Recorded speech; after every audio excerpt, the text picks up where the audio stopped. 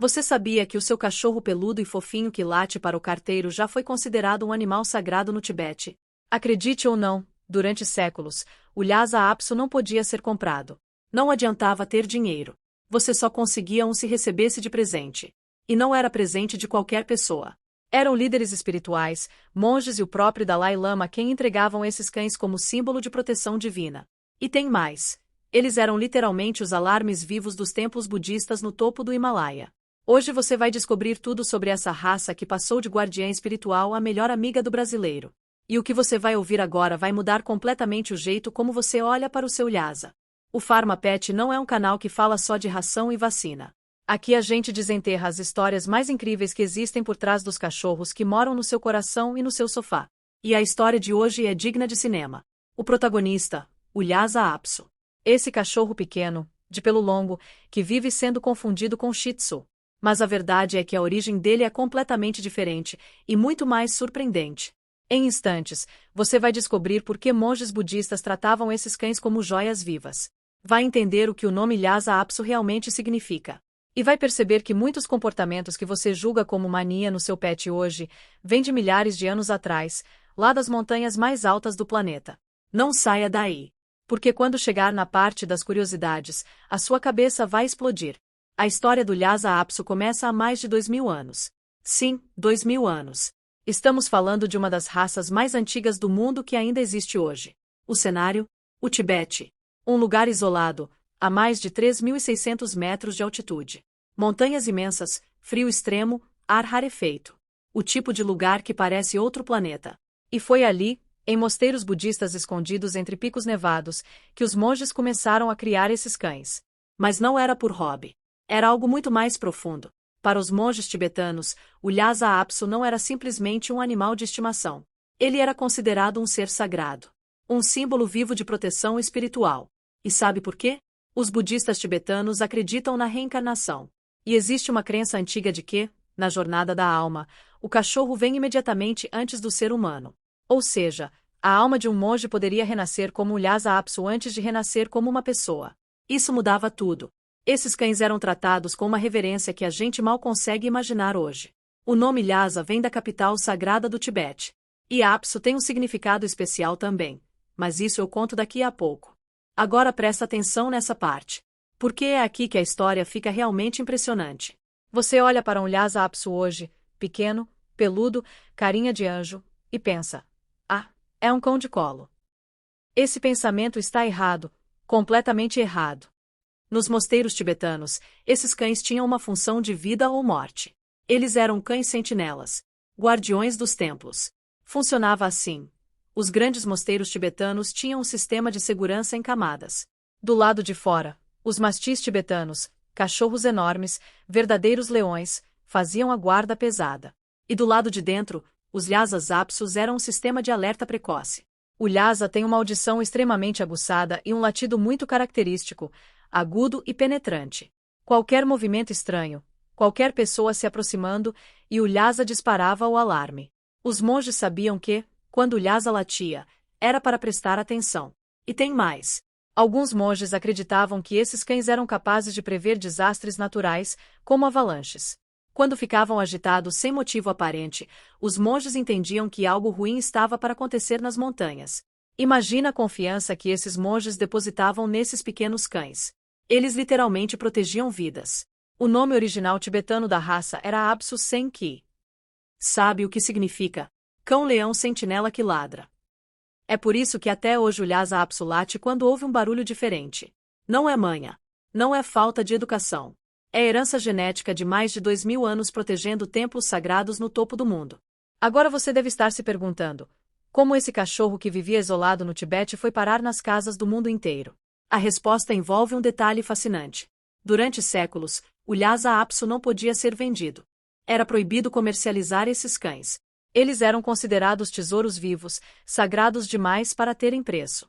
A única forma de conseguir um Lhasa Apso era recebendo de presente. E não era qualquer presente. Eram oferendas de líderes espirituais e nobres. Quem recebia um Lhasa Apso estava recebendo um símbolo de extrema honra, boa sorte e prosperidade. Inclusive, existe uma tradição antiga de presentear um casal de Lhasas. Nunca um só. Sempre um casal. como símbolo de sorte dobrada e harmonia.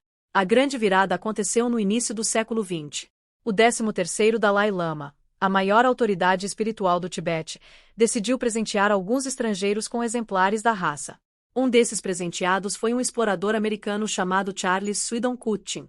Cutchin recebeu um casal de Lhasas diretamente das mãos do Dalai Lama. Ele levou esses cães para os Estados Unidos e começou a criar a raça em solo americano. Em 1935, apenas 2 anos depois, o American Kennel Club reconheceu oficialmente o Lhasa Apso como raça. Pouco antes disso, nos anos 1920, os primeiros exemplares já haviam chegado à Inglaterra. E em 1933, o primeiro clube da raça foi fundado na Grã-Bretanha. Ou seja, o Lhasa Apso saiu dos templos sagrados do Tibete diretamente para os lares do Ocidente. E nunca mais parou de conquistar corações. E é aqui que tudo se conecta. Se você tem um Lhasa Apso em casa, provavelmente já percebeu alguns comportamentos muito específicos. Ele é desconfiado com estranhos. Ele late quando alguém chega. Ele escolhe uma pessoa da família como favorita. Ele tem personalidade forte e parece que faz as coisas no tempo dele. Nada disso é por acaso. O Lhasa Apso foi criado por séculos para ser um cão independente, vigilante e protetor. Ele vivia em mosteiros, mas não era um cão submisso. Era um parceiro dos monges, e se comportava como tal. O American Kennel Club define o temperamento da raça com 3 palavras: confiante, inteligente, comical. Ou seja, ele é engraçado. Porque, apesar de toda a pompa e história sagrada, o Lhasa também tem um lado brincalhão e divertido. Eles são extremamente leais.